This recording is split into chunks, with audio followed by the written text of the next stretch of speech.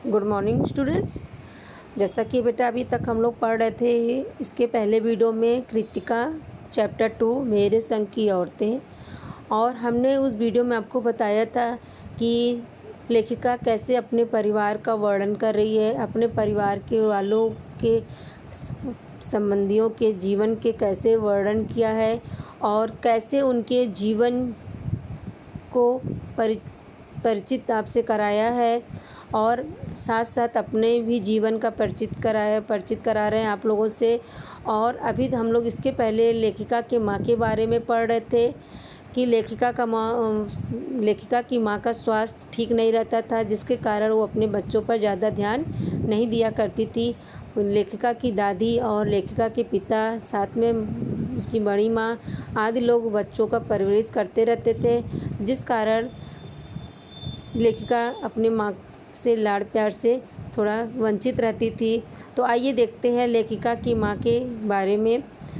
हमने अपनी माँ को कभी भारतीय माँ जैसा नहीं पाया, ना उन्होंने कभी हमें लाड़ प्यार किया, ना हमारे लिए खाना पकाया और ना अच्छी पत्नी बहू होने की सीख दी।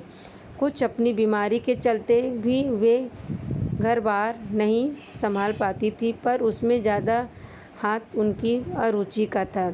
साथ साथ उनकी माँ का बेटा तो था ही कि स्वास्थ्य खराब होने के कारण वो काम नहीं किया करती थी, और उसके साथ साथ स्वास्थ्य के साथ साथ उनकी अरुचि थी, उनमें उनको काम करने में रुचि भी नहीं रहती थी, तो इसलिए उनसे लोग ज़्यादा काम करवाते भी नहीं थे। उनका ज़्यादा वक्त किताबें पढ़ने में बीतता था और वो बिस्तर पे लेटे लेटे किताबों को पढ़ा करती थी। बाकी वक्त साहित्य चर्चा में या संगीत सुनने में, और वे सब बिस्तर पर ही लेटे लेटे किया करती थी। फिर भी जैसा मैंने पहले कहा था, हमारे परंपरागत दादा दादी या उनकी ससुराल के अन्य सदस्य उन्हें न नाम धरते, न उनसे आम औरतों की तरह होने की अपेक्षा रखते। उनमें सबकी उतनी श्रद्धा क्यों थी, जबकि वह पत्नी, माँ और बहू के किसी प्रचलित कर्तव्य का पालन नहीं करती थी। यानी लेखिका कहना चाहती है कि उनकी माँ काम नहीं किया करती थी, दिन भर बिस्तर पर लेटे लेटे पुस्तक पढ़ती थी, या साहित्य के बारे में पढ़ती थी, या स्वतंत्रता सेनानी के बारे में सोचती थी, लेकिन फिर भी उनका लोग आदर करते थे, उनकी बातों का माना जाता था और उनकी बातों का अवहेलना नहीं की जाती थी। तो लेखिका कहना चाहती है कि साहबी खानदान के रोग के अलावा मेरी समझ में 2 कारण आए। यानी कहने का तात्पर्य है कि लेखिका कहना चाहती है कि उनकी माँ यानी लेखिका के नाना जी साहब के घर के से ताल्लुकात रखते थे, या ये कारण हो सकता था, या ये कारण हो सकता था कि उनकी माँ कभी झूठ नहीं बोलती थी, वे सभी की गोपनीय बातों को गोपनीय रखती थी। यानी ये कारण हो सकता है, या जो नाना जी उनके साहब से ताल्लुकात रखते थे, ये कारण से उनकी माँ की बातों का इतना सम्मान किया जाता था। लेखिका को सिर्फ 2 बातें समझ में आई थी। आइए देखिए, लेखिका के कारण उन्हें घर वालों का आदर मिला हुआ था, दूसरे के कारण बाहर वालों की दोस्त वे हमारी भी थे। माँ की भूमिका हमारे पिता बखूबी निभा देते थे। मुझे याद है बचपन में ही हमारे घर में किसी की चिट्ठी आने पर कोई उससे नहीं पूछता था कि उसमें क्या लिखा है, भले ही वह एक बहन की दूसरी बहन के नाम क्यों ना हो, और माँ यह जानने को बेहाल हो कि बीमारी से वह उभरी या नहीं। छोटे से घर में 6 बच्चों के साथ सास ससुर आदि के रहते हुए भी हर व्यक्ति को अपना निजत्व बनाए रखने की छूट थी। इस निजत्व बनाए रखने की छूट का फ़ायदा उठाकर हम 3 बहनें और छोटा भाई लेखन के हवाले हो गए।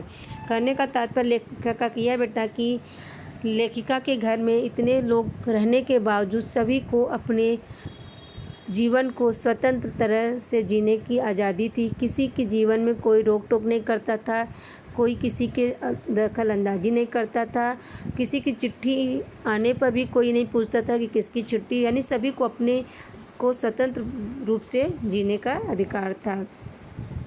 और कहने का तात्पर्य यह बेटा कि अगर हम अपने पूर्वजों की पारंपरिक चीज़ों को लेकर चलते हैं, उनकी बातों को लेकर चलते हैं, तो हमारे जीवन एक आदर्शमय ही होता है और हमें उनके आदर्शों का पालन करना चाहिए, जिसके कारण अभी आपने देखा कि 3 बहनें और छोटा भाई उनके लेखन के हवाले हो गया और 3 बहनें और उनके भाई लेखन कार्य करना शुरू कर दिए थे।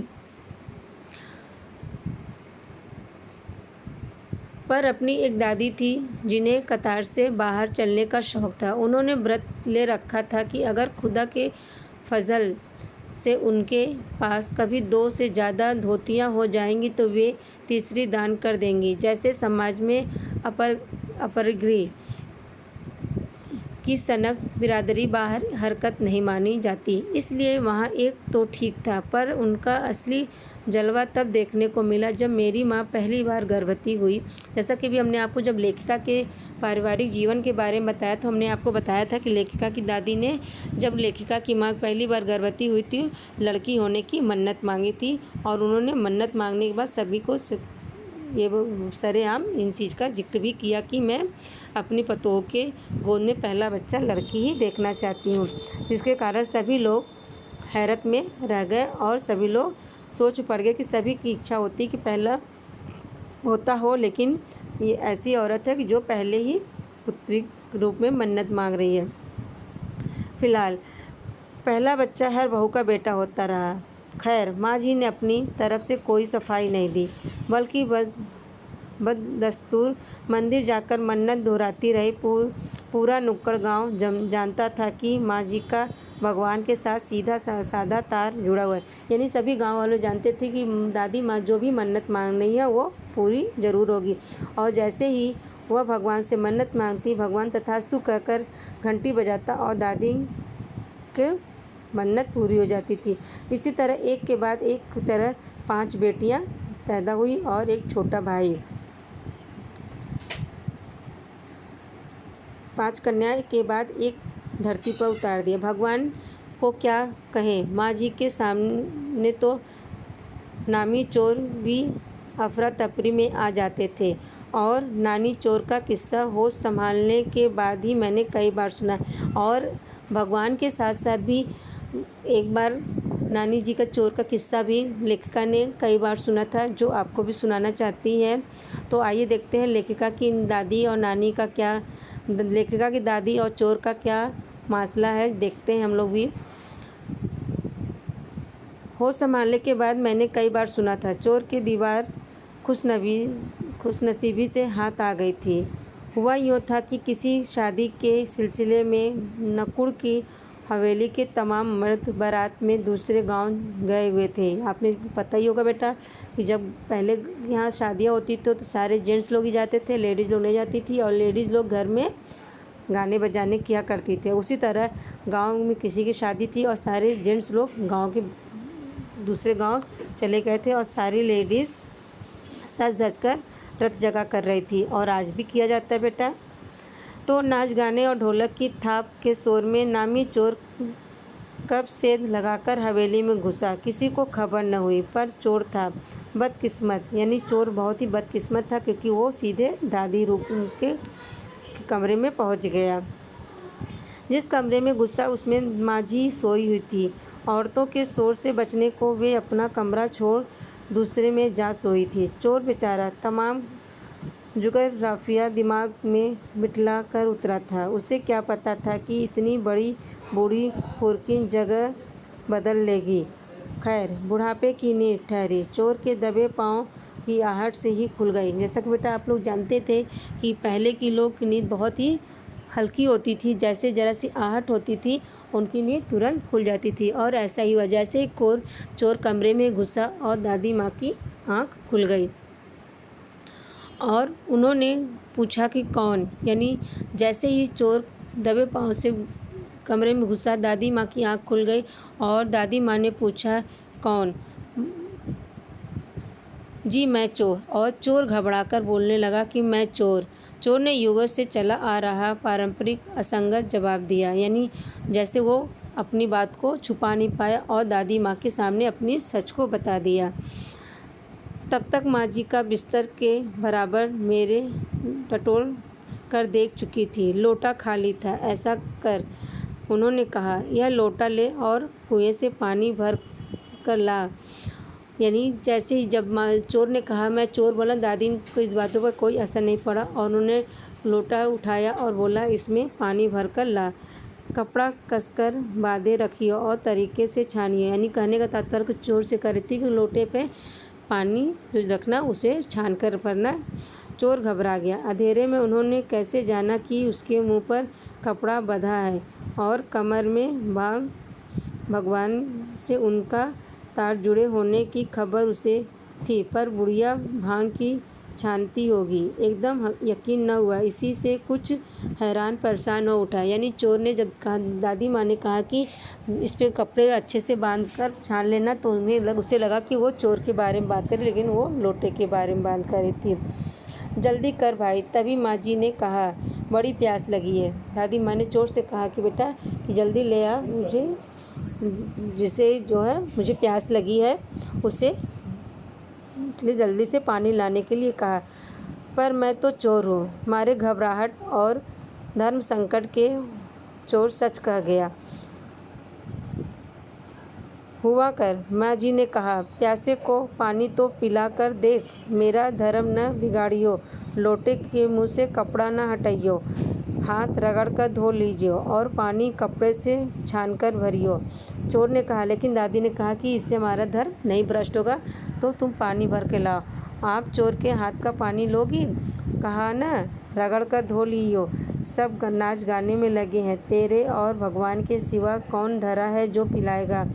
भगवान वहीं कहीं उसके बराबर में धरे हैं। सुनकर चोर कुछ ऐसा अकबकाया कि लोटा उठाकर चल दिया। पूरी एहतियात के साथ पानी भर कर लौटा तो पहरेदार ने धर दबोच लिया, कुएं पर देख लिया था। तब माँ जी ने लोटे का आधा पानी पीकर बाकी चोर को पिला दिया, और जैसे ही वो पानी भरने के लिए गया तो पहरेदार ने उसे पकड़कर दादी माँ के सामने पेश किया, और दादी माँ ने उससे हाथ से लोटा का पानी लिया और आधा पानी पिया और आधा चोर को पीने के लिए कहा। और जैसे ही चोर ने लोटे से पानी पिया, तब दादी माँ ने कहा कि एक लोटे से पानी पीकर हम माँ बेटे हुए, अब बेटा चाहे तू चोरी कर या चाहे खेती। कहने का तात्पर्य है कि उन्होंने ये ध्यान दिया कि वो चोर है। उन्होंने सिर्फ एक इंसान के नाते उससे पानी लाने को कहा और आधा पानी खुद पिया और आधा चोर को पिलाया। और चोर को सुधारने के लिए ऐसा उन्होंने कहा कि एक लोटे से पानी पीने के कारण हम लोग माँ बेटे हुए, अब तुम्हारी इच्छा चोरी करो या खेती करो। बेटा बेचारा किस लायक रह गया। आपको समझ में आ रहा होगा कि जिस तरह वचन सुनने के बाद कोई क्या कर सकता है। तो इसलिए चोर ने चोरी छोड़कर और खेती करना शुरू कर दिया। अब खानदानी विरासत कहिए या जिहाड़ियों का प्रकोप, उन दो सनकी बुढ़ियों के बीच में अच्छी फंसी। एक तरफ माँ जी के चलते अपनी लड़की होने पर कोई हीन भावना नहीं होनी उपजी, दूसरी तरफ नानी के चलते देश की आज़ादी को लेकर नाहक रुमानी हो रही थी। और अब देखते हैं कि देश के लिए उनका जुनून था, देश के लिए कैसा जुनून था, ये भी आप देख लीजिए। 15 अगस्त 1947 को जब देश को आज़ादी मिली। बेटा ये तो आपको पता ही होगा कि हमारा देश कब आज़ाद हुआ, 15 अगस्त 1947 को